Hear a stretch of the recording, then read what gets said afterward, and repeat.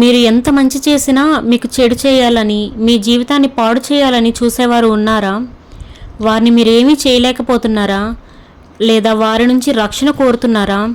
అయితే రేపటి నుంచి ప్రారంభమయ్యే ఈ 9 రోజులు అస్సలు మిస్ అవ్వకండి.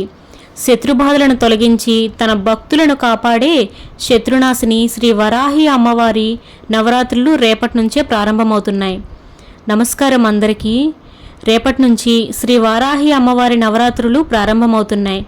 ఈ 9 రోజులు అమ్మవారిని భక్తితో ఆరాధిస్తే ఆమె అనుగ్రహం ఎంతో విశేషంగా ఉంటుందని పెద్దలు చెబుతారు.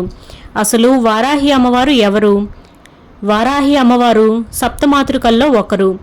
శ్రీ మహావిష్ణువు వరాహ అవతారంలోని దివ్య శక్తి స్వరూపమే వారాహి అమ్మవారు. భక్తులను రక్షించడం, శత్రుబాధల నుంచి కాపాడడం, అధర్మాన్ని అణిచివేయటం ఇవన్నీ అమ్మవారి మహిమగా చెబుతారు.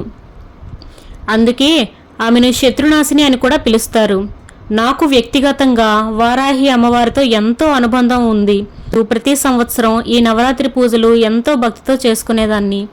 కానీ గత సంవత్సరం ఆషాఢ మాసంలో నేను మా పుట్టింట్లో ఉండటం వల్ల పూజలు చేసుకునే అవకాశం రాలేదు. అందుకే పెళ్ళైన తర్వాత ఈ సంవత్సరం నాకు మొదటి వారాహి నవరాత్రులు. కాశీలో శ్రీ వరాహి అమ్మవారి దర్శనం చేసుకునే అవకాశం కూడా నాకు వచ్చింది. నేను కాశీలో దాదాపు 4 రోజులు ఉన్నాను. ఆ సమయంలో 3-4 సార్లు అమ్మవారిని దర్శించుకున్నాను. కాశీలో అమ్మవారి దర్శనం అంత తేలిక కాదు. తెల్లవారుజామున 4 గంటలకే లైన్లో నిలబడాలి. అంత లైన్లో నిలబడినా సరే దర్శనం దొరుకుతుందని గ్యారంటీ లేదు.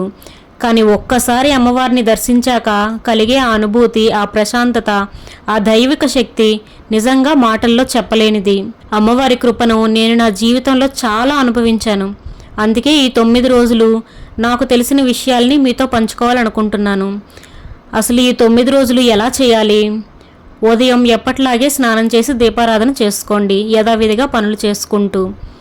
సాయంత్రం ప్రశాంతంగా ఉండండి. ఈ 9 రోజులు సాధ్యమైనంత వరకు ఇంట్లో నాన్ వెజ్ వండకండి, తినకండి. ఇంట్లో సాధ్యమైన సాత్వికమైన ప్రశాంతమైన పాజిటివ్ వాతావరణాన్ని ఉండేలా చూసుకోండి.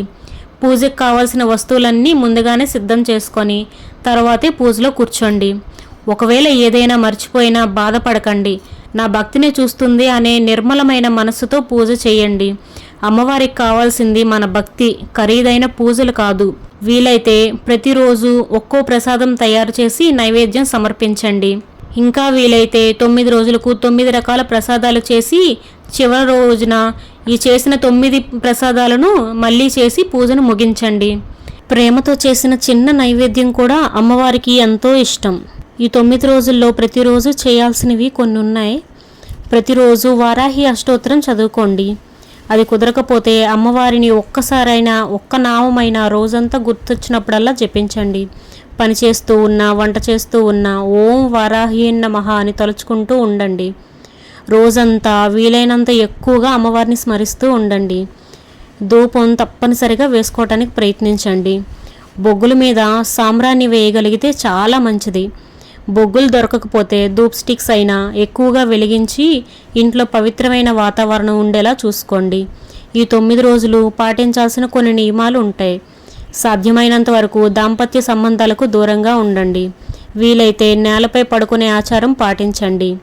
కోపం, గొడవలు, చెడు మాటలు వీలైనంత వరకు దూరంగా ఉంచుకోవాలి. అబద్ధాలు, ఇతరులను బాధపెట్టే మాటలు మాట్లాడకుండా ఉండటానికి ప్రయత్నించాలి. శుభ్రతకు ఎక్కువ ప్రాధాన్యం ఇవ్వాలి. భక్తి, నియమం, మనసు శుద్ధి ఈ 3 తప్పకుండా పాటించాలి. చివరిగా రేపటి నుంచి నేను కూడా మీతో కలిసి ఈ వారాహి నవరాత్రి పూజలు చేస్తాను. ప్రతిరోజు ఒక కొత్త వీడియోతో, ఒక కొత్త నైవేద్యంతో, ఒక కొత్త విశేషంతో మీ ముందుకు వస్తాను. కాబట్టి ఈ 9 రోజులు ఒక్క వీడియో కూడా మిస్ అవ్వకండి.